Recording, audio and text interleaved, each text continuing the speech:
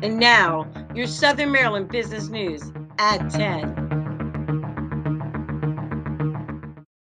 Good morning, and thanks for joining us on TCCS&D's Best on Tuesday, your Southern Maryland business news at 10 a.m. I'm Jackie Chambers, and in the news today, the Southern Maryland Meats program unveils a new website. For its Southern Maryland Meats program, the Southern Maryland Agricultural Development Commission, SMATIC for short, a branch of the Tri-County Council for Southern Maryland, has launched a new website. The purpose of the recently launched website, southernmarylandmeats.com, is to showcase and advertise the growing Southern Maryland Meats directory of member producers, as well as the future Regional Agricultural Center's collection of meat processing and sales tools for local livestock farmers. The new website, which is an improvement over the one that was launched in 2015, will offer room for the Southern Maryland Meats Producer Directory and Junior SMM program to grow, as well as advanced integrative software and database management features for the services provided by the Regional Agricultural Center. The updated website, which now has a new logo, attempts to stimulate the local economy by generating opportunities for more than 60 member farms it represents, as well as other local meat producers. The website also provides resources for area livestock farmers interested in meat production or starting a livestock business, including information on grants and financing opportunities, regional farm equipment inventories available for rent, and Southern Maryland Meats marketing materials. You can visit the new website at www.southernmarylandmeats.com to learn more about the Southern Maryland Meats program, including its mission, standards, and how to join. I'll make sure the link is in the chat. And in more news today, lawmakers secure more than $23 million in funding for the region. Local lawmakers helped in securing over $23 million in funding for community project funding for 5th District priorities. A look at some of these priorities. Well, in Charles County, one of the projects worth $5 million is the Southern Maryland Rapid Transit, a high-capacity transit system intended to ease one of the most congested commutes in the country, and so much more. Charles County also received additional funding, such as the $1.6 million to replace the Piscataway Creek Bridge on Brandywine Road, $600,000 to the Hughesville Collection Sewer System project for the design and construction of a centralized sewer collection system. And the Bryans Road Interceptor project will receive $450,000 for phase 2, ensuring that the area will no longer contribute to wet weather infiltration and inflow to the Mattawoman wastewater treatment facility. Additionally, the Lower Mattawoman Interceptor project will receive $400,000 to increase the facility's capacity. Also, 2 accolades were given to St. Mary's County. $850,000 was given to the projected YMCA multi-purpose leisure complex in Great Mills, and the Connect project in Lexington Park, run by Reach Back and Lift One, received a total of $500,000 to buy and refurbish a site that will host an entrepreneur hub, retail boot camp program, community engagement activities, and violence prevention. And in Calvert County, Farming for Hunger, Inc.'s crime prevention and reentry program expansion will receive $600,000 to further the organization's goals of growing fresh food, giving volunteers addiction prevention education, and training and skills to those housed in the pre-release facility. In addition, the Calvert County's warehouse completion project allocated $500,000 for In Hunger. And in other news today, St. Mary's County starts the building standards adoption process. The Department of Land Use and Growth Management of the St. Mary's County government will start the adoption process for the Maryland Building Performance Standards in accordance with the state law and the Code of Maryland regulations. This initiative includes the incorporation of the Internal Code Council's 2021 version of the International Building Code, the International Energy Conservation Code, the International Residential Code, and the International Green Construction Code, as modified by the Maryland Department of Labor and published in COMAR. More information can be found online. I'll make sure that link is in the chat. And with that, I'd like to pass it off to my colleague, Salorm Agley, to bring us some events and some commercial happenings. Over to you, Salorm. Thanks, Jackie. For business happening events, Blink Charging Company is relocating its headquarters to Maryland. As one of the world's leading suppliers of electric vehicle charging equipment, the company is moving its headquarters to Maryland. Currently located in Miami, Blink Charging Company is setting up its global headquarters in Prince George's County at a 15,000 square foot office along Melford Boulevard. Additionally, the company intends to enhance its manufacturing operations in Maryland by constructing a 30,000 square foot facility on Howardtown Way nearby. Both establishments are located within Melford Town Center, a mixed-use business community developed by St. John's Property, Inc. To meet the growing demand for electric vehicles, the production facility is anticipated to produce over 50,000 charging units annually. Blink expects to add more than 60 new jobs in Bowie during the first year of its relocation and manufacturing expansion. In our Southern Maryland community, Social Coffee House will be celebrating the grand opening of its new location on April 5th at 41655 Fenwick Street, Londontown, Maryland. Choice Floors and Stairways will be opening its doors on April 1st at the Rosewood Crossing Shopping Center in La Plata, Maryland. For upcoming business networking events, join the Calvert County Chamber of Commerce for the upcoming April Chamber Mixer, hosted by Choice Floors, Dunkirk, Maryland, on April 11, 5 p.m. to 6:30 p.m. Attend for a great networking and light fair. The event is free for chamber members and $10 for non-members. Register at calvertchamber.org. At the Charles County Chamber of Commerce, join the April 2024 Synergetic Networking event, co-hosted by Charles County Charitable Trust on Thursday, April 18, from 4:30 p.m. to 8 p.m. at the Copper Compass Craft Distilling Company. Register to attend at charlescountychamber.org. Admission for members is no charge, and non-members is $15. Nonprofit Institute Conference attendees, please email events@charlescountychamber.org to receive your code for a discount to attend the event at no charge.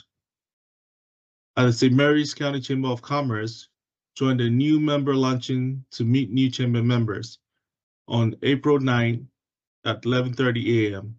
at the Max Tap and Table, Londontown, Maryland. Space is limited to 25 people.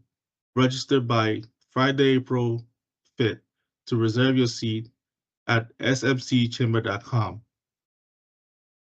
This is the end of happenings and events. Now to Yvette for interview about Maryland Apprenticeship Connector as a resource to help your business start a youth apprenticeship within your organization. Over to you now, Yvette. Thank you, Salorm. Today, we delve into another component of Blueprint Maryland, a crucial statewide endeavor designed to steer students towards unexplored career avenues and ultimately help grow our local workforce. Central to this mission is the incorporation of apprenticeship programs. And joining us to shed light on this initiative are Chris Abell, the co-founder of the Maryland Apprenticeship Connector and executive director of Carroll Tech and Innovative Council, and Edna Primrose, the business development and partnerships leader for the Maryland Apprenticeship Connector, also known as the MAC. And welcome, Edna and Chris. I'm so excited to have you both here to share with us all the information and insight on the Maryland Apprenticeship Connector. This is some exciting information that we want to share out to our business audience today. Why don't we start off by just asking, what is the Maryland Apprenticeship Connector for our business audience that do not know? Yes, that's a great question, Yvette, and a perfect way to begin. Thank you so much for having Chris and me this morning. We really appreciate the opportunity to talk about apprenticeship. So the Maryland Apprenticeship Connector is new. It's a new consortium that was born out of a grant from the Maryland State Department of Education. Basically, our role is to connect high schools with employers, industry experts, academia, and other partners to enhance the apprenticeship programs in high schools. We are looking at supporting the Blueprint for Maryland's Futures goals around 45% of high school seniors graduating with an apprenticeship credential by the year 2030. So we are those connectors, putting people together with our high school folks to create and enhance the training for students. That's awesome. And I know the Blueprint is such a great initiative that we as a state are working towards right now, and that youth apprenticeship is such an important component. So can you share with our businesses, either you or Chris, how does youth apprenticeship benefit our businesses? Yeah, absolutely. Again, thanks for having us this morning. You know, one of the things I want to say is when we started this this program, this consortium, really it was with employers in mind. It was because we saw a lot of people in a lot of organizations out there supporting the students, supporting just the idea of apprenticeships, related instruction, and so on. But we kept seeing that no one was supporting our businesses, and like, how do we because without those employers, we're not going to be able to reach that blueprint goal. We're not going to be able to reach that that 45%. So that's where we started with employers in mind. The way youth apprenticeship benefits is I like to talk about it by comparing it to the Ravens. If you look at how the Ravens have been successful over the years, it's through building their team through the draft, or taking young people and teaching them the Raven way.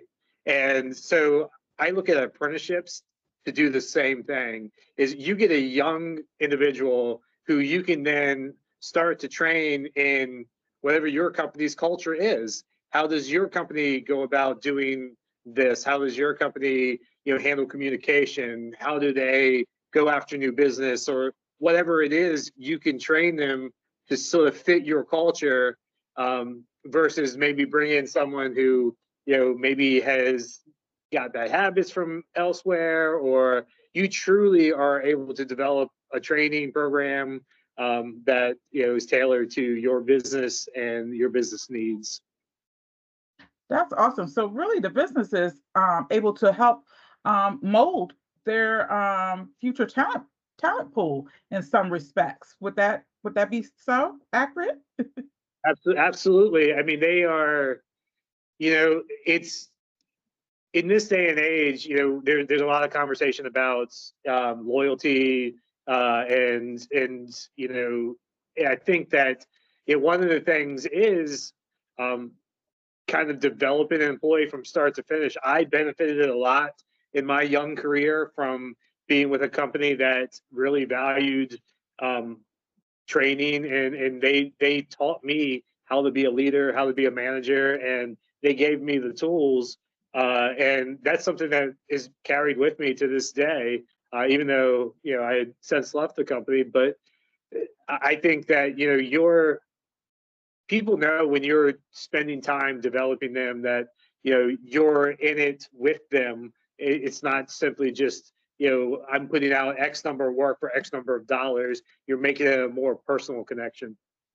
Absolutely. And what does the apprenticeship look like? I understand, it'll vary somewhat from industry or position, but can you kind of give a business an overall kind of overview of what an apprenticeship program looks like? So when you think about apprenticeship, many times people think of the construction industry, and actually the apprenticeship model is replicable across all industry sectors. There are several components to an apprenticeship program. The first is related training instruction, and that is very key because it provides all the fundamental knowledge that an apprentice needs to be successful on the job. In our case, when we talk about youth apprenticeships, we have incredible programs through career technical education and youth apprenticeships at our high schools who are providing that critical experience and knowledge. Second, we have on-the-job training, and that's where we need employers to give youth an opportunity to get started in a career, to learn what real life is like, to find out what they can do, can't do, need to learn, what they love doing, what may not be a good fit. It's an extremely important experience for youth to have. I would say the third component is mentoring. The third component is mentoring. where the employer provides someone from their company to shepherd the apprentice. Really, it's about making sure that your new employee is not only welcome, but is also learning everything that you need as an employer to be successful and to make sure that the apprentice is filling the needs that you have in your workforce demands. I think one of the things that's really great about apprenticeship is that, again, they're paid along the way.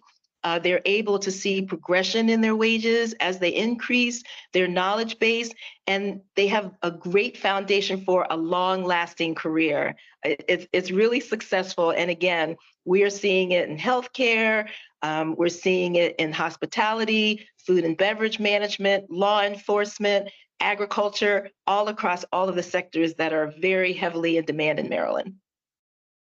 And that's huge for businesses to understand that it really is something now that can be adopted in any industry sector. And so, again, a great way for businesses to help, bring up local workforce, because apprenticeship allows students who may be interested in a particular industry to really find out about the opportunities right here at home for them, where they've grown up, and hopefully will continue to reside, as they continue their future.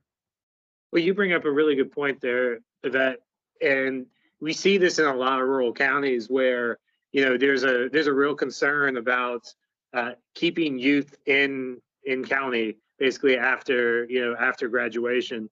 And, one of the big reasons that youth end up leaving, as a person who grew up in a rural county, in St. Mary's County, and I currently live in Carroll County, I can tell you, like, I was looking to move out of St. Mary's County when I was 16 because I thought the opportunity was elsewhere. And, what we can start to create is show young people that there is opportunity inside of your own county, and you can stay here. You can get a really good opportunity to make a substantial living, and truly, from early on in your career, learn about what it takes to be a successful employee. Absolutely, absolutely. So we're talking about successes. Can either of you share with us maybe a success story with a business that you work with or been associated with that has benefited from youth apprenticeship? Sure. We just had an apprenticeship in the healthcare industry webinar a couple of weeks ago, and we actually highlighted two businesses here in Southern Maryland. So I actually live in Calvert County, and this is one of my territories. One was Calvert Internal Medicine, which has a registered apprenticeship program in the state of Maryland. And the other is MedStar Shaw, which has a youth apprenticeship program in St. Mary's with St. Mary's schools. And so they are great champions. They've already gotten started with students. I think that they provide a real beacon for giving apprenticeship a try. They have much success with the students that they're working with, and they are really being interwoven into their workplaces. So, one of the things that's pretty cool about this initiative as well is that you can start small and grow.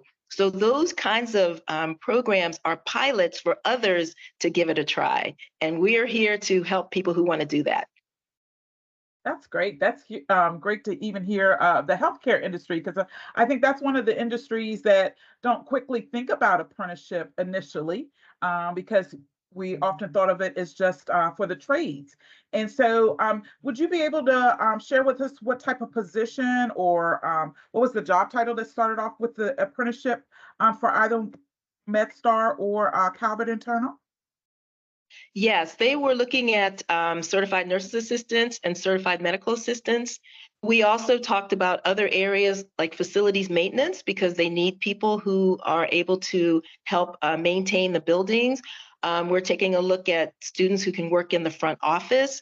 There are a number of areas that we're taking a look at to support their needs. But those are the ones that have been implemented so far. This is awesome. So apprenticeship for our business audience, think outside of the the typical box of the trades. Let's explore how we can, use this opportunity in many different industries. And so with that said, how do you and Chris work with our businesses to help them along with the Maryland Apprenticeship Connector and opportunities in apprenticeship?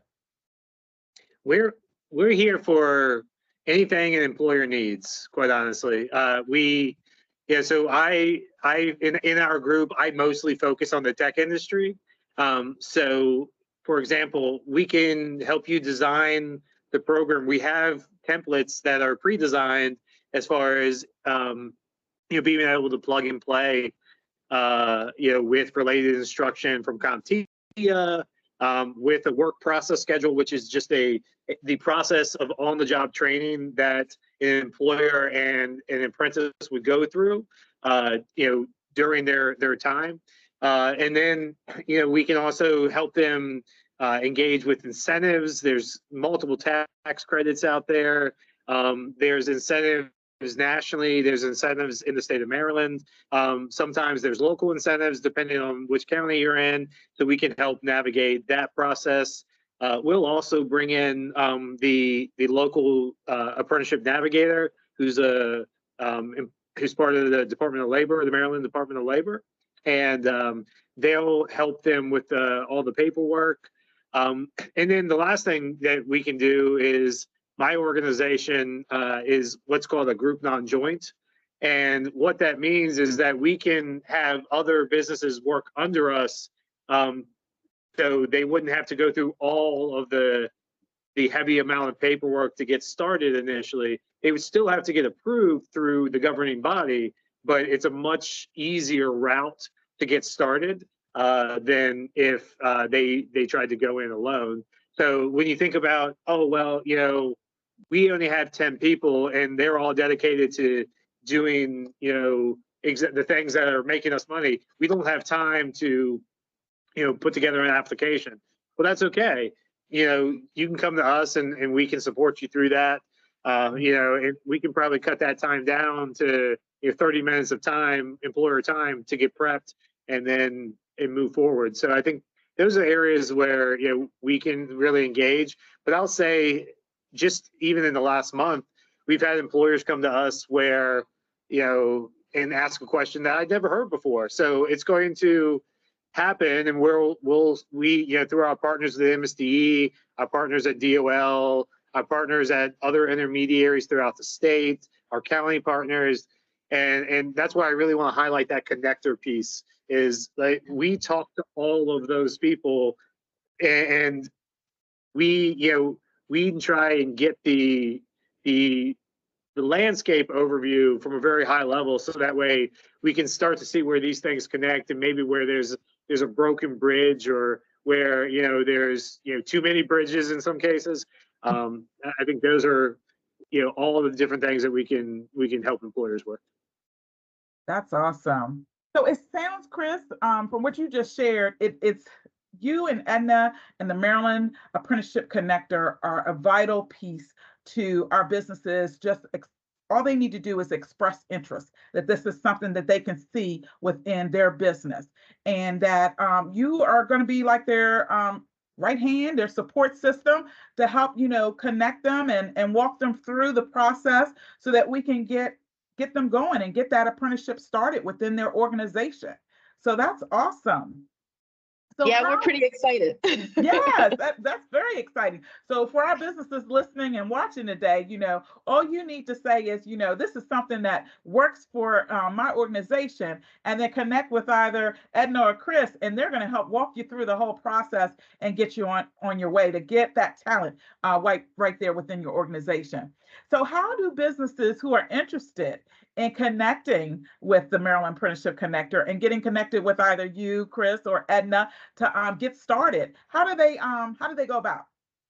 All right. Well, I have this page here that has our information, so people can freeze and copy and paste the address there. So we'll put that in our chat as well, so that they can be able to have those working links and be able to just click on and go straight to the website. Yes, I'll send you the slide as well. And so, yeah, just reach out and we can do the rest. Again, we are connecting people. So either Chris or I or one of our other MAC leads will be meeting with you to find out what your needs are and then just take it from there. We see ourselves as an extension, not only of employers, but also high schools, because we know it can be time consuming. It's something new and we're all figuring this out together. So we're happy to help in any way we can. That's wonderful. Yeah. So you all are truly the connector. You're saying you're working with the high school, the business. You're going to just help pull all of those moving pieces together so that we can move forward and everyone can be a success. Absolutely. There's Can no I just say, Sure. You were going to add something else there, Edna? Absolutely. And I do want to thank you because our workforce boards are very integral to this process. And so I really appreciate the opportunity to get to know you, Jackie, and other members of the Tri-County Council and folks in the counties as well, because we need your connections and you're really providing a great linkage for all of us.